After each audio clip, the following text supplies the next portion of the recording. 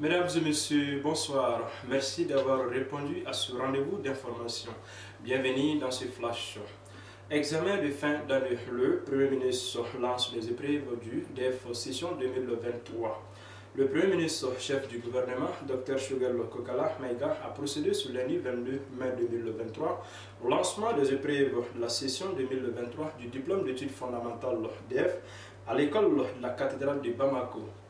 Au cours de l'événement, le chef de l'exécutif a rappelé combien l'éducation importe pour les plus hautes autorités du Mali. Selon Dr Choguel Kokala Maïga, cette importance accordée à l'éducation s'illustre par la présence des membres du gouvernement dans toutes les régions pour assister au lancement du DEF. Avant de souhaiter bonne chance aux candidats, le Premier ministre, chef du gouvernement, a félicité les acteurs de l'éducation pour les efforts consentis pendant l'année scolaire. Pour rappel, ils sont 283 243 candidats à composer sur toute l'étendue du territoire national.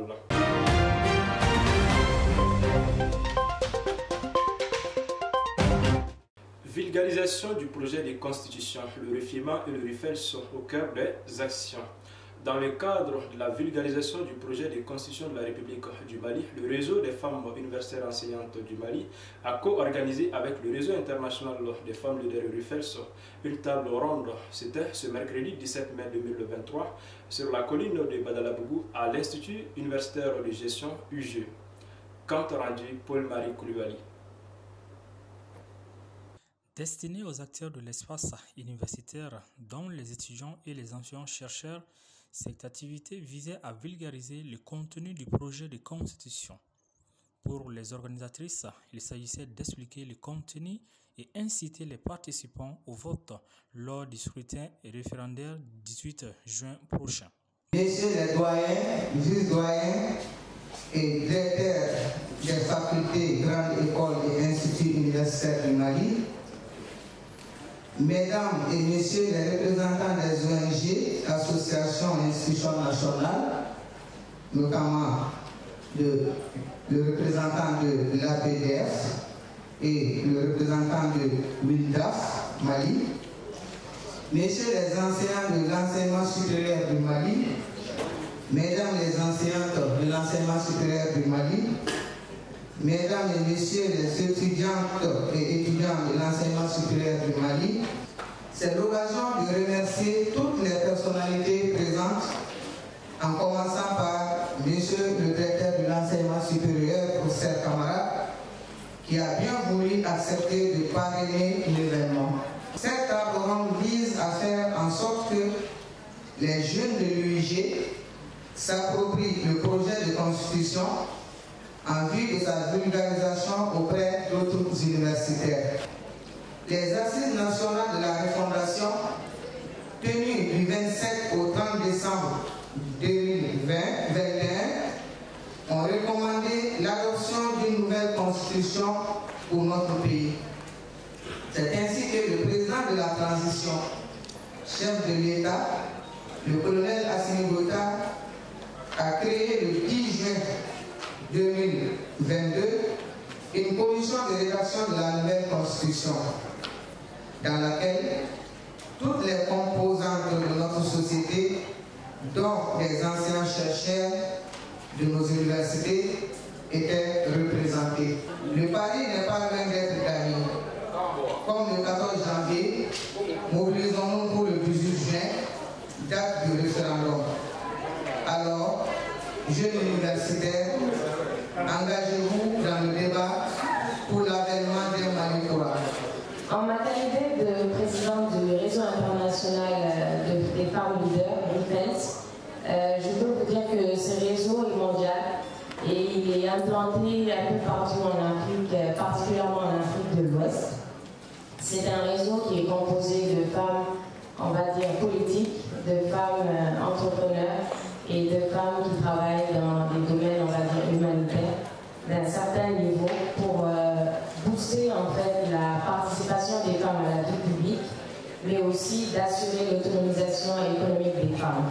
Donc c'est dans ce cadre-là que nous avons ce partenariat aujourd'hui avec le RIFIMA pour vulgariser le projet de constitution qui notre loi fondamentale et qui pose en fait les jalons de notre démocratie, de nos institutions et qui garantit nos libertés, nos droits et nos devoirs. Donc il est impératif pour les femmes, pour les jeunes que vous êtes, de comprendre ce projet de constitution, de vous en approprier et d'en assurer, on va dire, le suivi après par rapport aux différentes lois qui peuvent venir de cette constitution et au respect de cette constitution. Donc, pour pouvoir vous prononcer aussi le 18 juin prochain au référendum, il est important que vous sachiez ce qui vous est proposé dans cette constitution, parce que c'est votre loi fondamentale, c'est de votre vie, de vos libertés, de vos droits et devoirs qu'il s'agit. La lutte contre la corruption, l'enrichissement illicite, l'esclavage, l'injustice et le mariage homosexuel sont autant d'innovations contenues dans le nouveau projet de constitution. Autre facteur, le vivre ensemble à travers la prise en compte de la diversité culturelle, la diversité religieuse et la diversité linguistique et bien d'autres points promoteurs de la paix au Mali. Généralement, il y a 2 périodes seulement pendant lesquelles, ce n'est pas pour le Mali seulement, c'est pour tous les pays de la planète Terre, on peut procéder à l'élaboration d'une nouvelle constitution. La première période, c'est l'accession à l'indépendance. Quand un nouvel État est né, on procède à l'élaboration d'une constitution. En ce moment, la constitution est comme l'acte de naissance du nouvel État et la constitution va dire, voici notre nouvel État, voici les institutions, les administrations, et les droits des citoyens, les devoirs des citoyens, etc. etc. Deuxième période, c'est quand il y a des crises graves qui aboutissent à des changements de régime sans précédent. Donc, dans ce genre de situation, on procède à l'élaboration d'une nouvelle constitution. Je pense que je ne vous apprends rien quand j'ai dit que depuis 2012, notre pays traverse une crise à multiples facettes. Tout de suite. Donc, dans le projet, vous allez voir qu'il y a le préambule.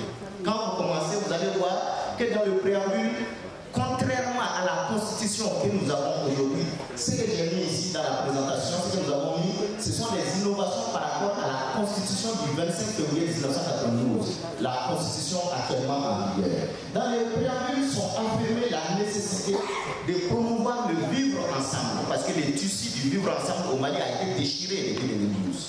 Donc le projet insiste sur ça, sur la réconciliation nationale, de garantir la défense, la sécurité qui sont indispensables à l'existence d'un État souverain tel que le Mali, de lutter contre la corruption et l'enrichissement illicite. Le projet d'entrée de jeu mentionne toute la fierté qu'a le peuple malien en ce qui concerne son histoire millénaire et ses valeurs ancestrales. Vous savez, simplement dans cette salle, il y a certains pour la première fois tiennent entre leurs mains une constitution ou un projet de constitution. J'en suis sûr. Et c'est pour vous dire qu'en fait, la constitution, ce n'est pas l'affaire que d'experts, que de juristes, que des dirigeants. La constitution, c'est l'affaire de tous.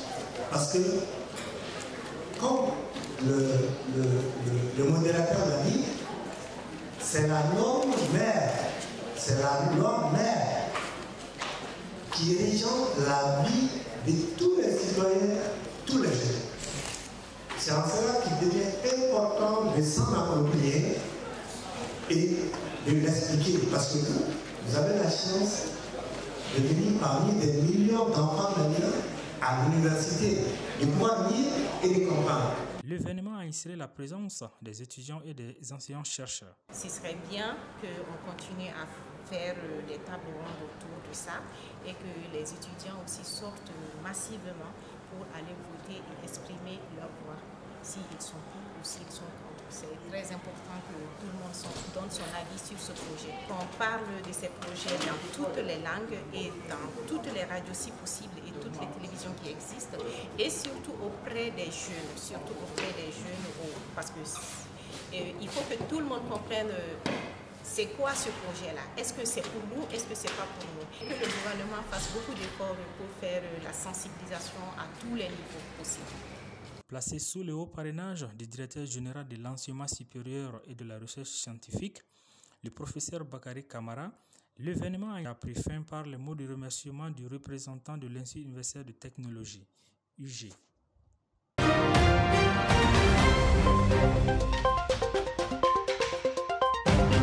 Défense oppose de la première pierre du nouveau camp militaire de Koutiala. La capitale de l'or blanc a vibré ce lundi 22 mai 2023 sous la cérémonie de pose de la première pierre du nouveau camp militaire. En compagnie d'une forte délégation, le ministre de la Défense et des anciens combattants, le colonel Sadio Kamara, a posé la première pierre du camp militaire de Koutiala, situé à 20 km de la ville sur une superficie de 700 hectares. C'était en présence des autorités administratives, coutumières, régionales et militaires.